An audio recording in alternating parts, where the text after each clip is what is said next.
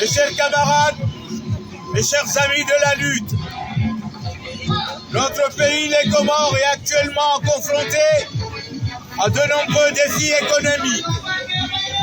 Ces défis restent complexes et nombreux. Les Comores enregistrent une croissance économique lente, limitant une opportunité de développement et de création d'emplois.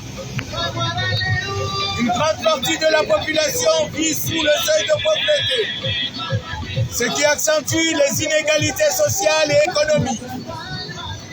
Le taux de chômage est élevé, particulièrement chez les jeunes, ce qui entraîne une migration vers d'autres pays, notamment en France, en Tanzanie, au Kenya et l'île sœur de Mayotte administrée par la France.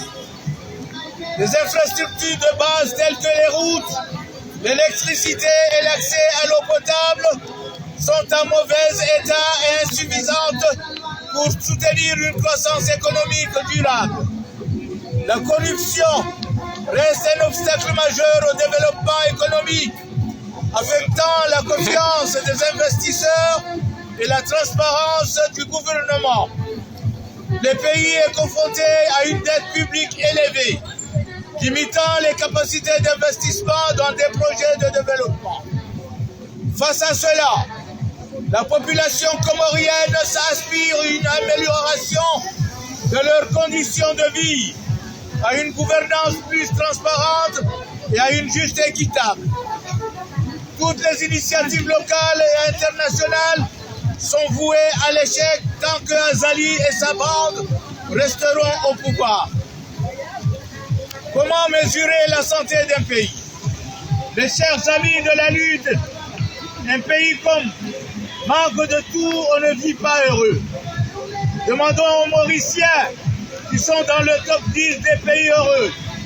Un pays où l'insécurité est présente alors qu'on n'a pas guère connu à un pays dirigé par une mafia.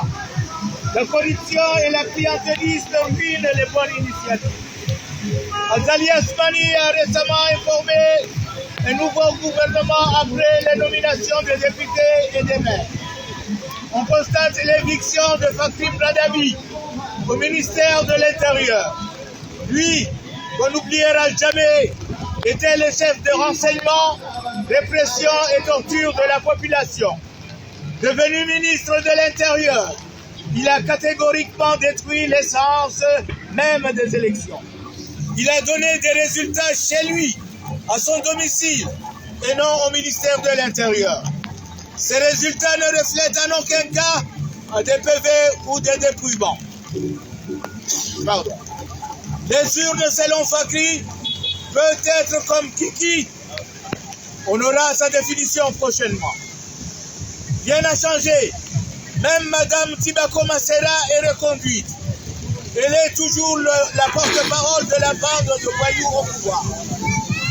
En tout cas, il y a 15 ministres à ne rien foutre que le mépris de la population.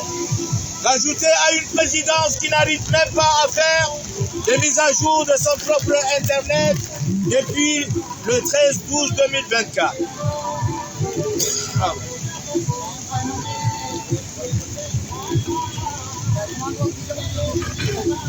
Mes chers camarades, notre pays, les Comores, se prépare pour le sommet de la Commission de l'océan Indien, COI à Madagascar. Ce sommet, comme les autres, on aura droit encore au théâtre. Les sujets qui fâchent ne manquent pas, mais Azali fera toujours son show. N'arrivant même pas à lire un discours, sa bande le laissera encore comme ici à Paris et en Égypte de nous faire la honte permanente. Un sommet de la COI, c'est la coopération régionale, le développement durable et la sécurité maritime. Inutile de vous faire un dessin entre Moroni et Tananarive, les relations ne sont pas du tout bonnes. Entre la France et la base navale à Mayotte, l'île reste toujours un contentieux de longue date. Renforcer le lien entre les îles, on oubliera la circulation des biens et des personnes. L'hospitalité régionale est une denrée rare à ce moment. Les statistiques mondiales montrent la compétition entre l'île Maurice et les îles de Seychelles. En termes de lutte contre la corruption, du développement et du vivre mieux. Quand l'île de la Réunion demande à la France d'être pomme, pays d'outre-mer, et non Somme, département d'outre-mer, Mayotte demande à être gaulois et les Comores demandent qu'on se débarrasse d'Azali et sa bande. Mes chers amis, notre lutte continue malgré notre impuissance. L'opposition politique aux Comores se trouve actuellement dans une position difficile. Les efforts pour mobiliser le soutien populaire et critiquer la politique du gouvernement, elle peine à exercer une influence significative. La dernière mobilisation à Moroni n'a pas de rendement.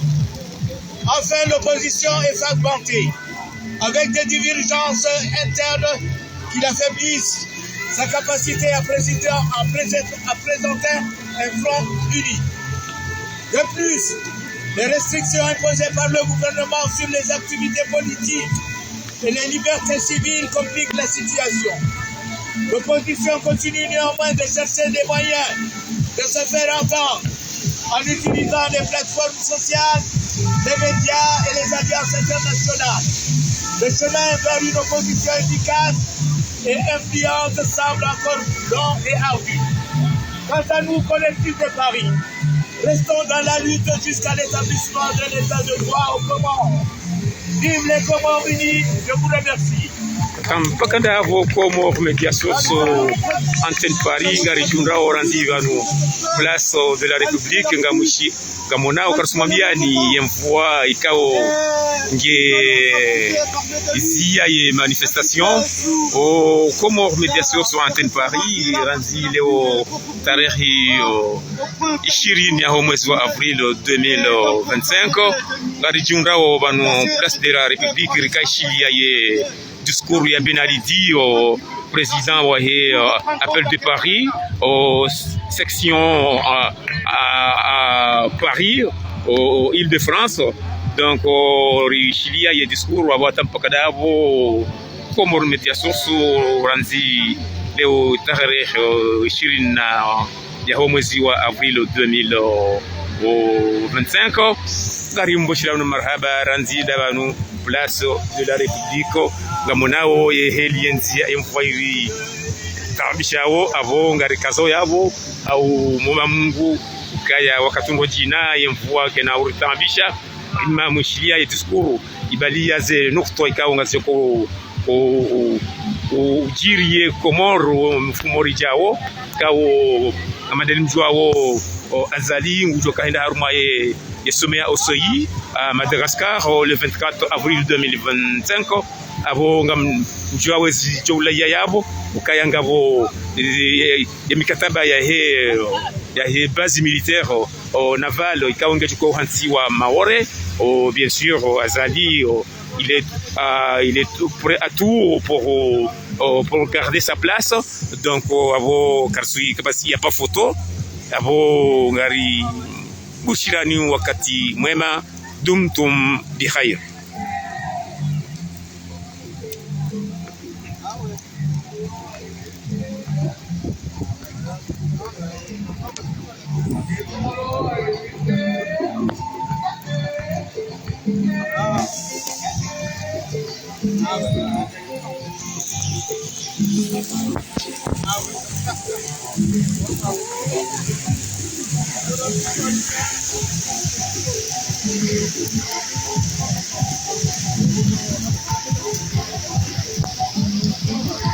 Kaye portable ke suzimiha sababu nde kamera ke sukilia zimiha abo ngasina mishikilo banu kapsike discours nunge jogar